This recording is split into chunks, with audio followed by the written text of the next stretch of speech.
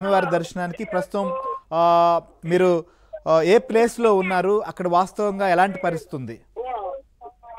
CR గారు, ప్రస్తుతం నేను ఏదైతే శబరిమలలో ఉన్న మెట్ల మార్గంలో ఉన్నాను. మెట్ల మార్గంలో పమ్మ దగ్గర నుంచి కూడా శబరిమల వరకు కూడా పూర్తి స్థాయిలో మెట్ల మార్గం మొత్తం కూడా అయ్యప్ప స్వామి భక్తులతోటి పూర్తిగా నిండిపోయిన పరిస్థితి ఉంది. గత ఏదైతే 14వ తేదీ అయ్యప్ప స్వామి దేవాలయాన్ని తలుపులు తెరుస్తారని చెప్పని కూడా భక్తులంతా భావించారు. 2 రోజుల ముందుగానే భక్తులంతా కూడా పెద్ద ఎత్తున తరలి వచ్చారు. అయితే గత ఆదివారం సాయంత్రం వేళలో స్వామివారి దర్శనానికి తలుపులు తెరిచారు. దీంతో సోమవారం ఉదయం నుంచి కూడా భక్తుల దర్శనానికి అనుమతిస్తున్నారు. ఈ నేపథ్యంలో ముందుగా 2 రోజుల ముందు నుంచి వచ్చిన భక్తులంతా కూడా పెద్ద ఎత్తున లక్షల సంఖ్యలో ఇక్కడ శబరిమల ఆలయ ప్రాంగణాల్లో కిక్కిరిసిపోయిన పరిస్థితి మనం గత సోమవారం నుంచి కూడా చూస్తున్నాం. ఈ నేపథ్యంలోనే ఇటు ఏదైతే అయ్యప్ప స్వామి భక్తులకు ఏదైతే పూర్తి స్థాయిలో ట్రావెన్స్కోర్ పూర్తి స్థాయి దేవస్థానం బోర్డు పూర్తి స్థాయిలో భక్తులకు సౌకర్యాలు కల్పించడంలో విఫలమైందని చెప్పని కూడా ఇటు కేరళ హైకోర్టుని కొంతమంది భక్తులు ఆశ్రయించారు.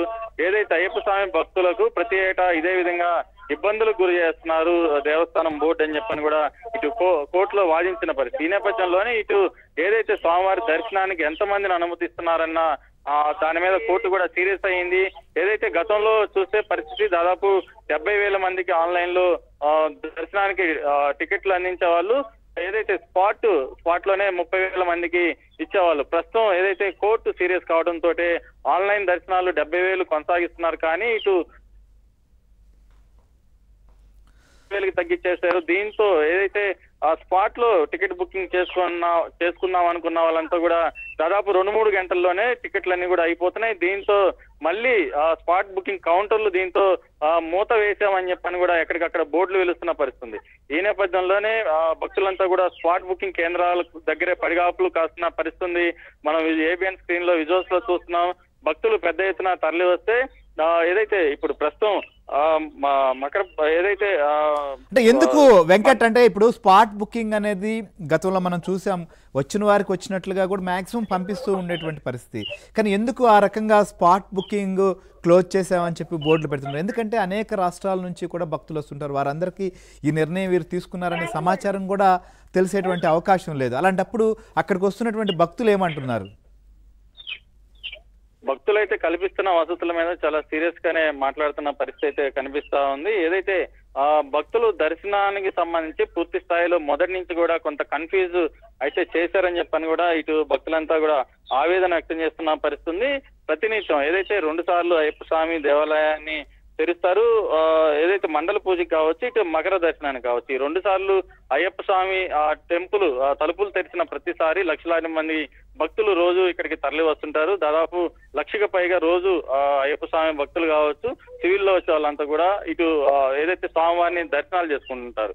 కానీ ఏదైతే ట్రావెన్స్కోర్ దేవస్థానం బోర్డు అయితే భక్తులకు సరైన సమాచారం అందించడంలో పూర్తి స్థాయిలో నిర్లక్ష్యం వహించారని చెప్పని ఇటు భక్తులైతే తీవ్ర ఆగ్రహం వ్యక్తం చేస్తున్నారు. మరోవైపు పంబలో కూడా ఇటు అంటే వెంకట్ ఇంకొక అంశం ఇక్కడ ఇంకొకటి ఇటీవల మనం చూస్తే నదీ స్నానాలు, పంబలో స్నానం విషయంలో కూడా కొన్ని వార్తలు వచ్చాయి. ఎందుకంటే కొంతమందికి అనారోగ్యానికి గురవుతున్నారు, జ్వరాలు వస్తున్నాయి అనేటువంటిది కూడా ప్రచారం జరిగింది. సో దీనికి సంబంధించి ఏమన్నా అక్కడ హెచ్చరికల బోర్డులు పెట్టారా? లేకపోతే ప్రస్తుతం నదీ స్నానాలు ఎలా కొనసాగిస్తున్నారు?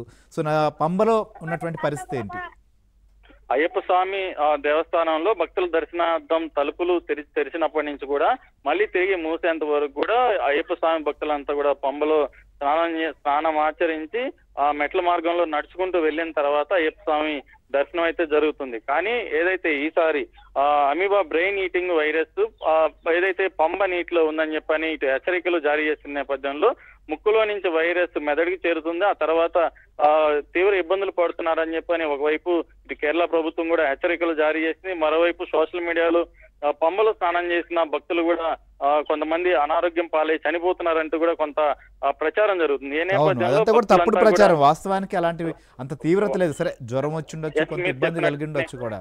కొంతమంది ఉద్దేశపూర్వకంగా కూడా తప్పుడు ప్రచారం చేసే బ్యాచ్ కూడా ఉంటుంది. మీరు చెప్పినట్టుగానే తప్పుడు ప్రచారం అని చెప్పని ఇటు కేరళ ప్రభుత్వం కూడా చాలా సీరియస్ గా ఉంది. ఇటువంటి ప్రచారాలని నమ్మవద్దు. పంబలో స్నానం చేసే భక్తులు ఎవరైనా ఉంటే ముక్కులోకి నీళ్లు వెళ్లకుండా జాగ్రత్త వహిస్తే చాలు.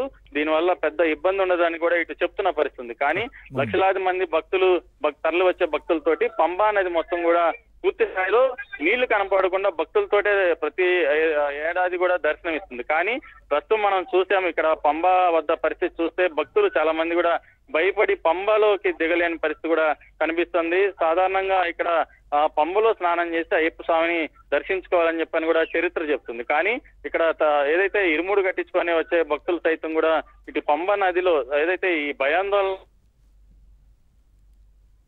రైట్, మన వెంకట్ ప్రస్తుతం పంబ దగ్గరే ఉన్నారు. కొంతమంది భక్తులు నదీ స్నానం చేసేందుకు ఆలోచిస్తున్నారు. శాస్త్రోక్తంగా చాలామంది భక్తులు అయితే మాత్రం అక్కడికి వెళ్ళి పవిత్ర స్నానం ఆచరిస్తున్నారు. కాకపోతే వైరస్ ఎఫెక్ట్ కొంత ప్రభావం ఉంది కాబట్టి స్నానం చేసేటప్పుడు జాగ్రత్తలు తీసుకోవాలి. ముక్కులోకి నీరు వెళ్లకుండా కొంత జాగ్రత్తలు తీసుకొని పవిత్ర స్నానం అయితే ఆచరించవచ్చు అని చెప్పి